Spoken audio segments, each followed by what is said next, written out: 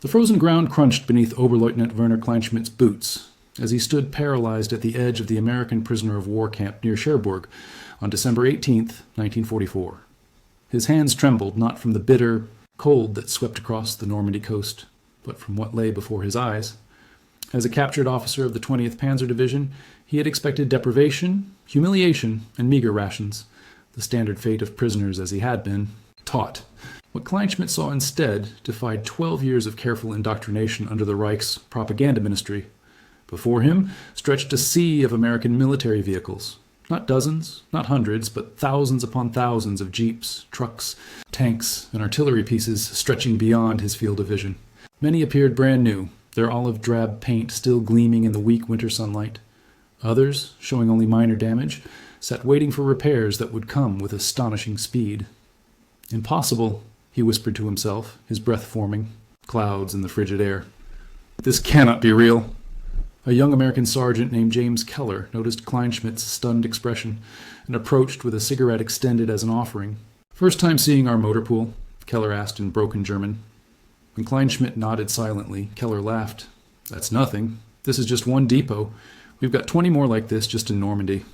The German officer's mind raced through calculations.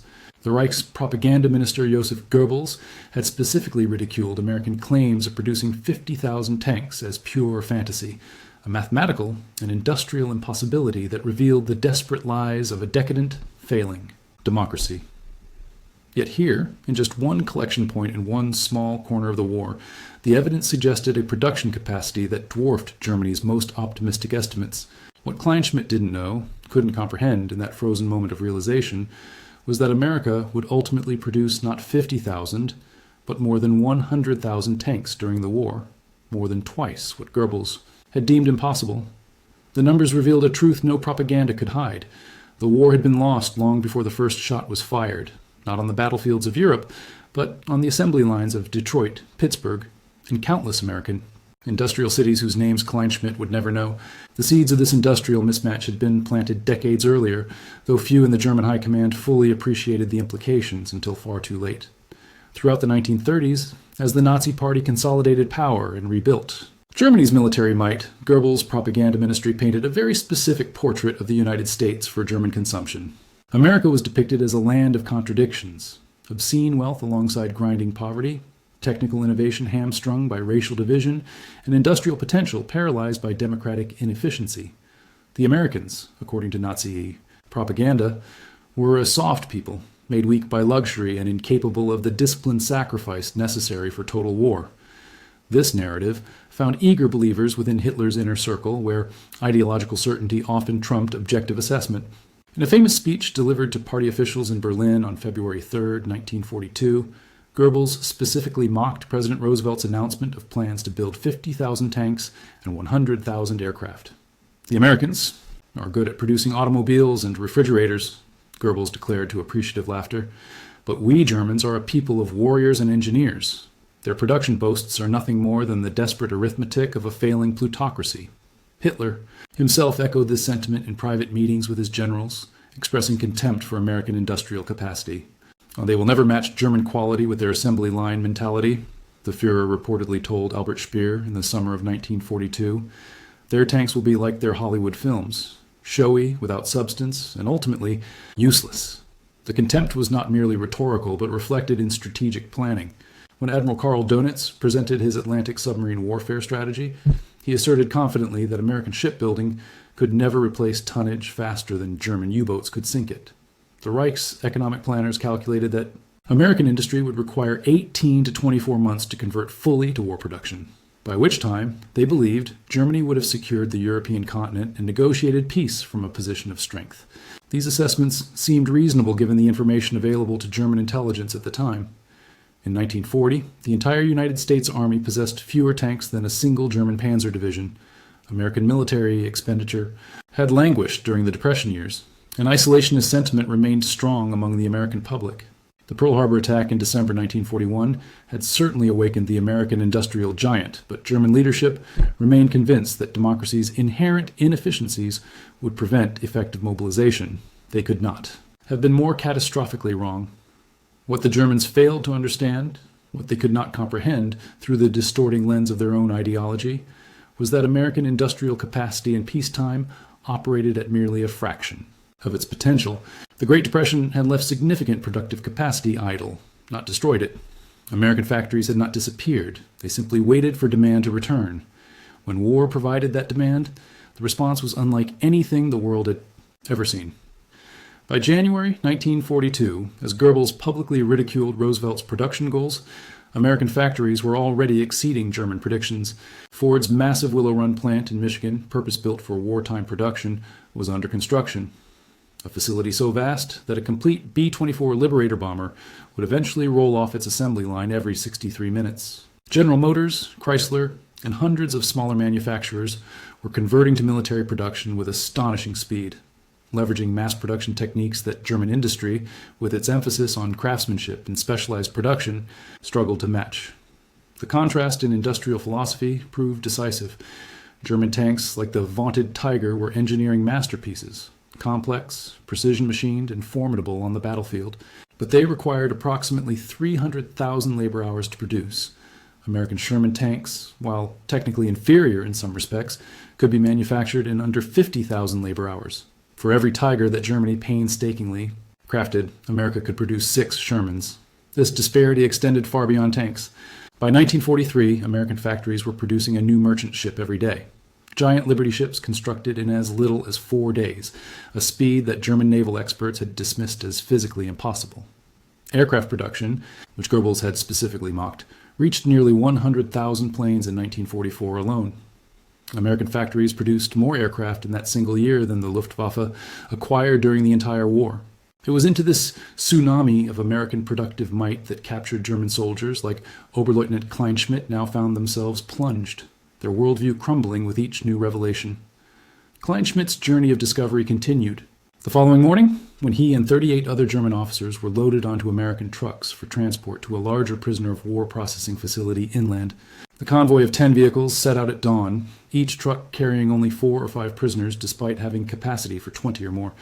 A casual waste of fuel and equipment that stunned the resource-conscious Germans. Why so many trucks for so few men? Kleinschmidt asked the American driver, a corporal from Nebraska named Thomas Wilkins. Wilkins shrugged, the gesture itself a revelation of American nonchalance. Why not? We've got plenty. Besides, your guys are officers. Protocol says you get more space. As their convoy rumbled through the Norman countryside, Kleinschmidt noticed something that pierced his professional pride as a panzer officer. Every few kilometers, they passed disabled or damaged American tanks being recovered by specialized vehicles. What shocked him wasn't the number of damaged tanks that was expected in warfare, but rather the American response to these damaged vehicles. Are those being taken for scrap? He asked, pointing to several Shermans with relatively minor damage. Corporal Wilkins laughed. Scrap? No way. Those will be fixed and back in action in a couple days. Anything we can't fix here gets shipped back to England for rebuilding. This casual approach to equipment maintenance contradicted everything Kleinschmidt had experienced on the Eastern Front, where German mechanics performed miracles to keep every precious tank operational, salvaging parts from 3 damaged tanks, to keep a 4th running. The Germans simply couldn't afford to treat damaged equipment with the same casual abundance as the Americans. By midday, their convoy arrived at a massive American supply depot near St. Lo. What Kleinschmidt saw there exceeded even the shock of the previous day. The facility stretched across several square kilometers, a city of supplies containing everything from ammunition to rations, medical equipment to spare parts. Mountains of wooden crates stamped with U.S. Army reached toward the sky while endless rows of vehicles awaited distribution to frontline units. One section of the depot caught Kleinschmidt's particular attention. A field of hundreds of tanks, fresh from American factories, their metal still gleaming without the mud and wear of combat. German officers were taught to count enemy armored vehicles obsessively, reporting exact numbers up the chain of command. Out of professional habit, Kleinschmidt began counting the Shermans in Wiener, just one section of the field before giving up at 378. There were at least 3 more such fields visible from where he stood. That's more tanks than the entire Eastern Front, whispered Major Heinrich Gösling, another prisoner standing nearby. A veteran of Stalingrad, Gösling had seen the German 6th Army destroyed largely due to lack of fuel and spare parts. How can they produce so many? Their American escort, a lieutenant named Morris Abramowitz, overheard the question. "Those aren't even the new models," he said. "The M4A3E8s are being prioritized for units still in England. These are mostly going to the French and Polish forces." The information struck Kleinschmidt like a physical blow. The Americans had so many tanks they were giving their newer models to Allied forces while keeping older, yet perfectly functional models in reserve. In the Wehrmacht, every tank was precious. Every vehicle counted and recounted, deployed and redeployed to crisis points along the front. Here, American tanks sat in fields by the thousand, waiting for crews. The mathematical impossibility of German victory began to crystallize in Kleinschmidt's mind. Even if German forces destroyed American tanks at a ratio of 5-1, an optimistic scenario, they would still lose the war of attrition. No amount of tactical brilliance or fighting spirit could overcome such material disparity. Later that afternoon, the German officers were taken to a processing center where they would receive their prisoner identification and be assigned to permanent camps. While waiting in a large, heated tent, Kleinschmidt noticed something that, while seemingly minor, shook him deeply. An American supply clerk was opening crates of new combat boots, removing them from individual boxes, each pair wrapped in paper. After sorting them by size, the clerk casually tossed the boxes and packing materials into a burning drum. "Stop!" Kleinschmidt called out in alarm. "Those boxes, the paper, we could use those."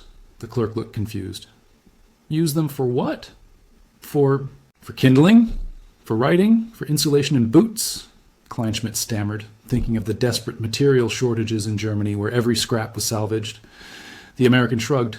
"We've got plenty of paper, and the disposal orders say to burn all packaging to keep the area clean. This single incident, the casual destruction of materials that would be precious resources in Germany, affected Kleinschmidt more deeply than the fields of tanks or mountains of supplies. It revealed a fundamental truth about American abundance that no German propaganda had prepared him for. The Americans were not merely producing more war material than Germany. They were operating in an entirely different reality where conservation and scarcity were foreign concepts. That evening, Kleinschmidt and the other officers were provided their first full meal in American captivity. They were led to a mess tent, where American soldiers served them from the same food supplies that fed U.S. troops: hot stew containing chunks of beef, potatoes, carrots, and onions, fresh bread with butter, coffee with sugar and condensed milk, and for dessert, peaches and syrup.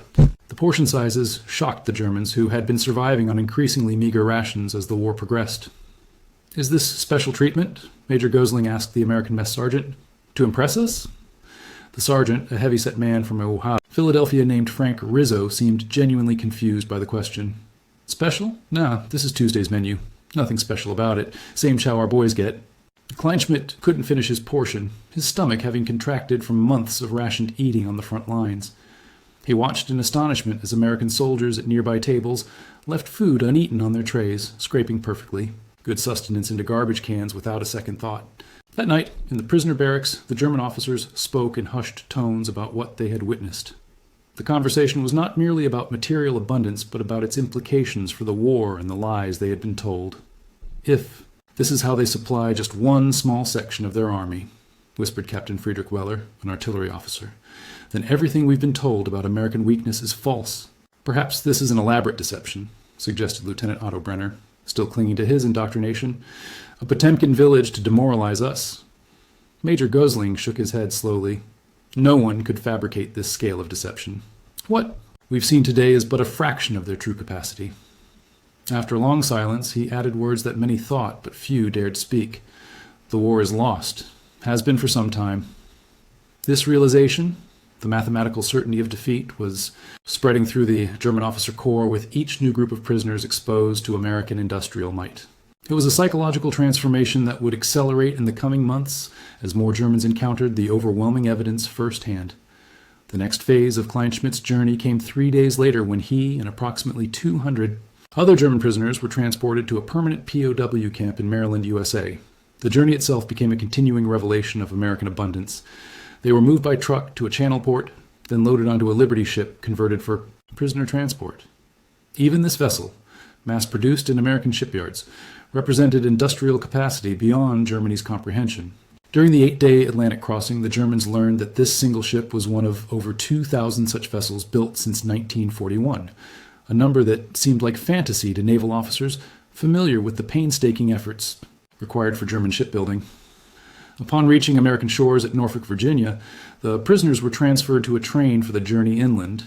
The train itself, its size, power, and the quality of even prisoner transport cars, surpassed German rolling stock. More revealing was the landscape they passed through. Untouched by bombing, American cities glowed with electric light in the evening, factories belched smoke in round-the-clock production, and farm fields stretched to the horizon, heavy with crops despite the war. "Look at their farmland," murmured Dr. Ernst Hoffmann, a medical officer among the prisoners. "No wonder their soldiers are all so tall and strong. They've never known true hunger." Kleinschmidt's education in American abundance continued at Camp Frederick, the Maryland POW facility that would be his home for the remainder of the war. Set on 500 acres of former farmland, the camp housed over 3,000 German prisoners in heated barracks with indoor plumbing.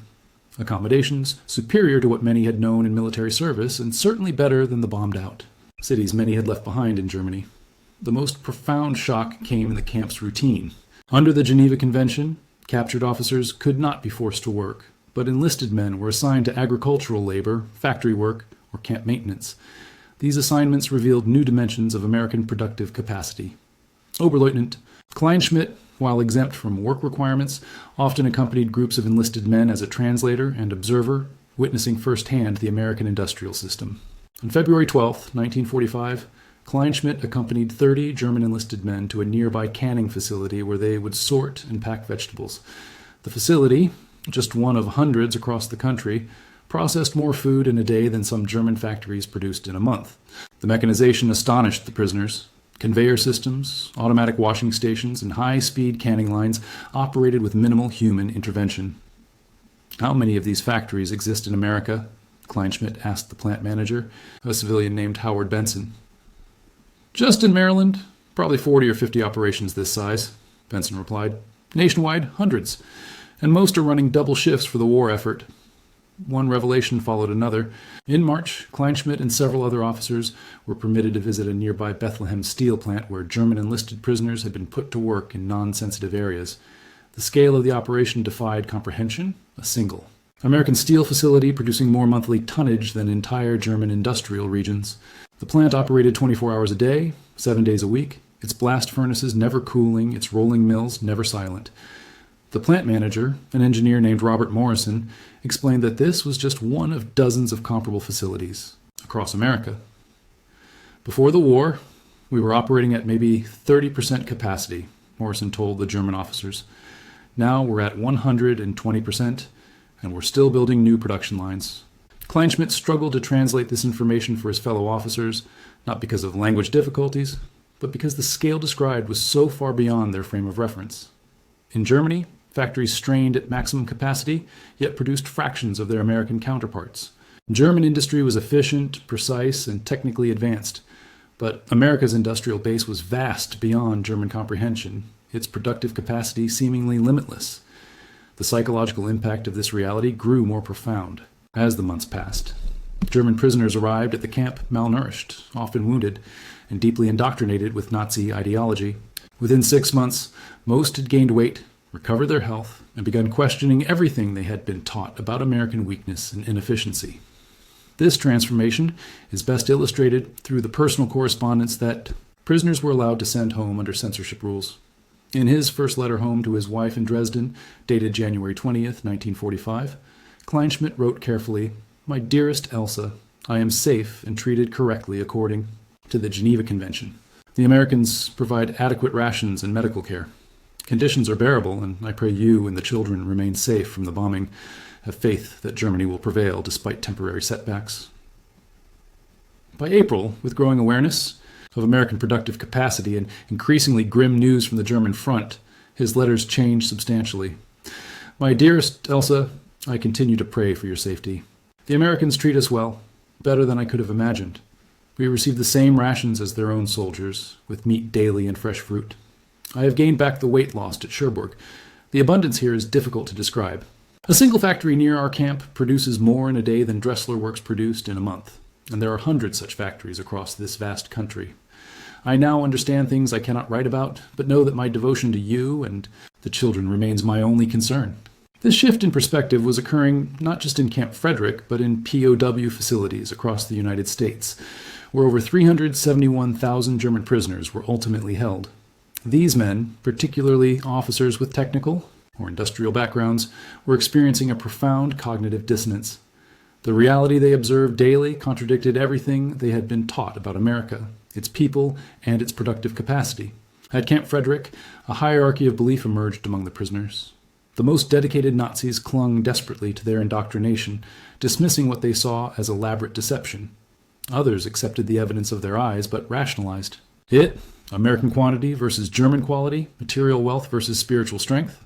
But for many, including Kleinschmidt, the mathematical reality of American production forced a complete reevaluation of the war, Germany's leadership, and the ideology that had brought their nation to catastrophe.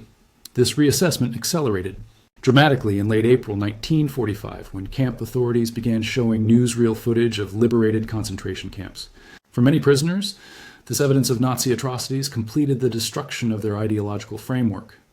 Having already seen that America's material superiority had been grossly underestimated, they now confronted the moral bankruptcy of the regime they had served.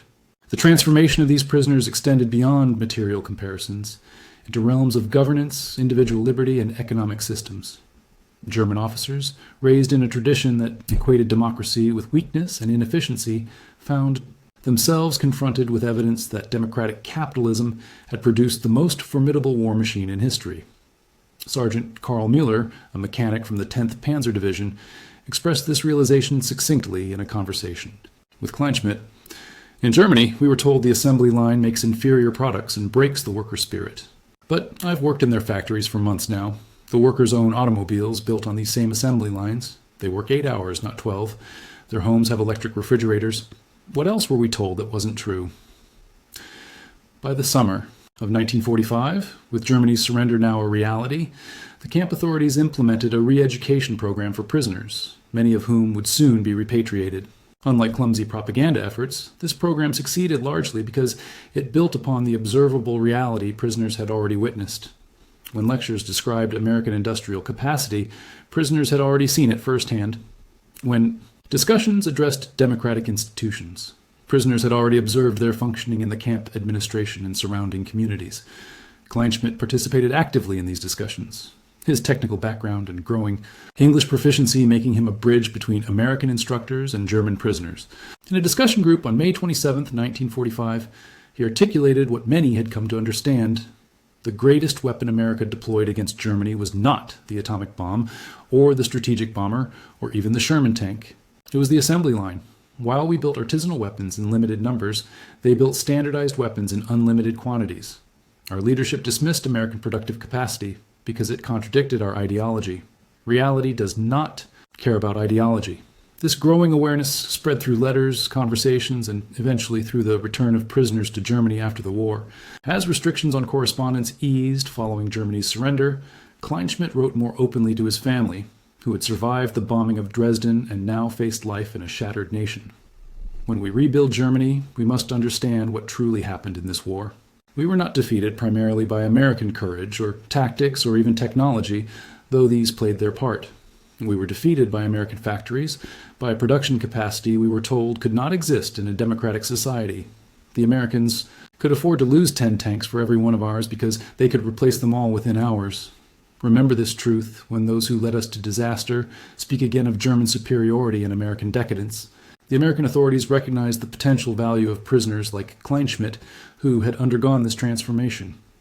In August 1945, he and several other officers were offered the opportunity to remain temporarily in the United States as part of a technical exchange program. Under this arrangement, German officers with engineering or scientific backgrounds would work with American industrial firms, sharing specialized German technical knowledge while learning American mass production methods. Kleinschmidt accepted this offer and spent 6 months at the Chrysler Tank Arsenal in Detroit, the very heart of the industrial colossus that had overwhelmed Germany's war machine. There, he witnessed American production methods at their source and helped American engineers understand the strengths and weaknesses of German tank design. What he observed continued to deepen his understanding of the fundamental mismatch between German and American industrial philosophy. The Germans build tanks like luxury automobiles, he explained to a group of American engineers. Each component precise, each assembly carefully fitted.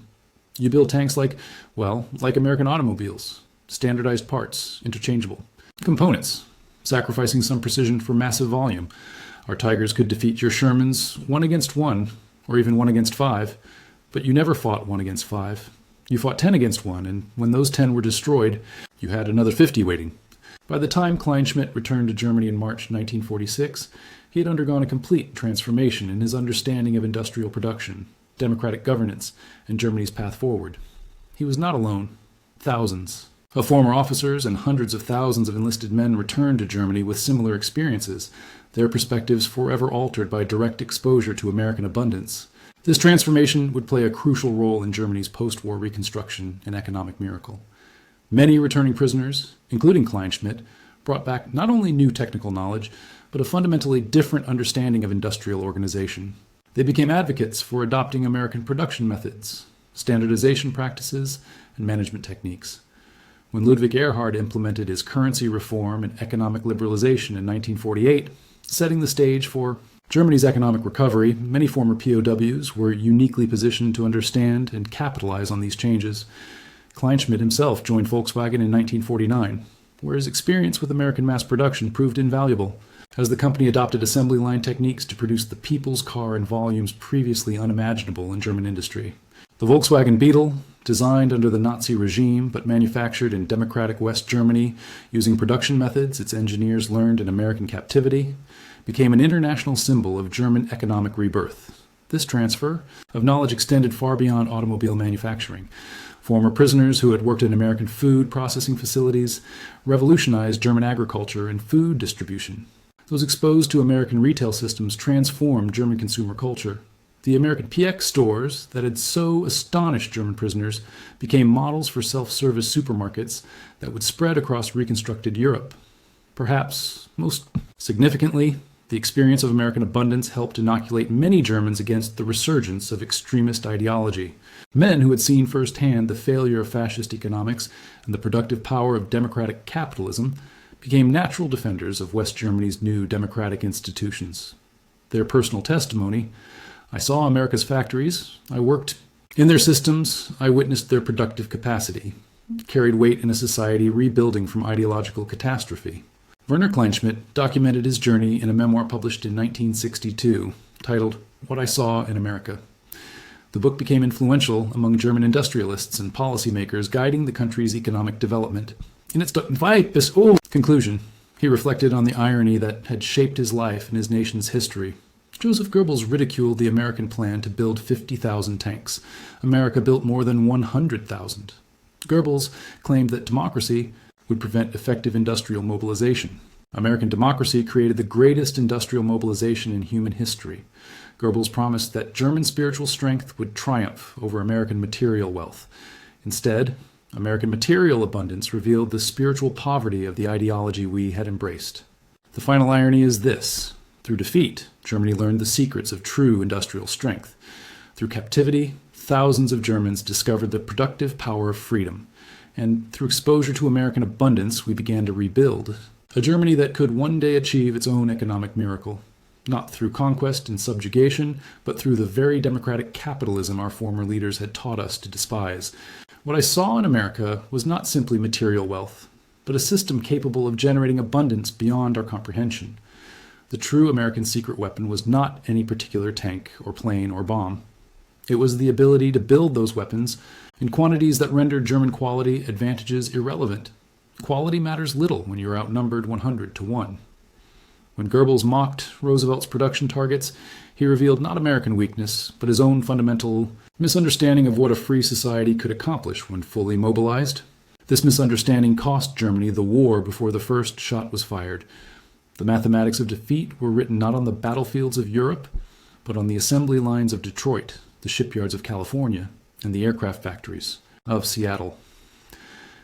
The lesson for future generations is clear. Beware ideologies that require you to deny observable reality. When Goebbels told us American productive capacity was a myth, we believed him because our ideology required us to believe. When our soldiers encountered the reality of American production, the cognitive dissonance was often too great to process. Some never recovered from the shock of discovering that everything they had been taught was a lie. But from this painful lesson came Germany's salvation. By learning from our conquerors rather than resenting them, by adopting the methods that had defeated us rather than clinging to failed traditions, we found a path to genuine prosperity and strength. The economic miracle that transformed West. Germany in the 1950s had its seeds in the POW camps of America, where thousands of German soldiers witnessed an abundance that their leaders had told them could not exist. History's greatest irony may be this. In trying to conquer the world, we were defeated by a superior economic system. In accepting that defeat and learning its lessons, we ultimately found greater prosperity and security than victory could ever have provided. Sometimes the most valuable gift an enemy can offer is the truth about your own limitations. America gave Germany this gift, though neither nation recognized it at the time. Kleinschmidt's journey from dedicated Wehrmacht officer to advocate for democratic capitalism exemplifies the transformation experienced by many German prisoners of war in American captivity. Their encounter with American abundance, the overwhelming mathematical reality of production statistics that dwarfed anything possible under Nazi Germany's economic system, forced a fundamental reassessment of the ideological certainties they had been taught. The tanks that Joseph Goebbels ridiculed as propaganda fantasy rolled off American assembly lines at a rate of 1 every 30 minutes at peak production. The 50,000 tanks he deemed impossible became 100,000. The American industrial awakening he dismissed as democratic inefficiency outproduced the vaunted German war machine by factors of 5, 10, and in some categories, 50 to 1. The story of Germany's post-war economic miracle cannot be understood without recognizing this transformative exposure to American productive capacity. The same nation that built the Tiger tank with artisanal precision would, within a decade, embrace mass production techniques learned from their former captors. The same engineers who designed weapons for the Wehrmacht would apply American manufacturing methods to create Volkswagens, Mercedes, and BMWs for peaceful global markets. This transformation was neither immediate nor universal. Many returning prisoners clung to nationalist ideologies or resented their defeat. But for a significant portion of Germany's technical and managerial talent, the American experience provided a blueprint for rebuilding their shattered nation. When presented with the mathematical reality of American productive superiority, they made the pragmatic choice to learn rather than deny. Today, the modern German economy, export-oriented, technically excellent, but fully committed to mass production, represents a synthesis of traditional German engineering precision with American-style manufacturing efficiency. This synthesis began in those moments of shock experienced by men like Werner Kleinschmidt, standing in the winter cold of 1944, counting endless rows of American tanks that German propaganda had insisted could not exist. The numbers revealed a truth no propaganda could hide.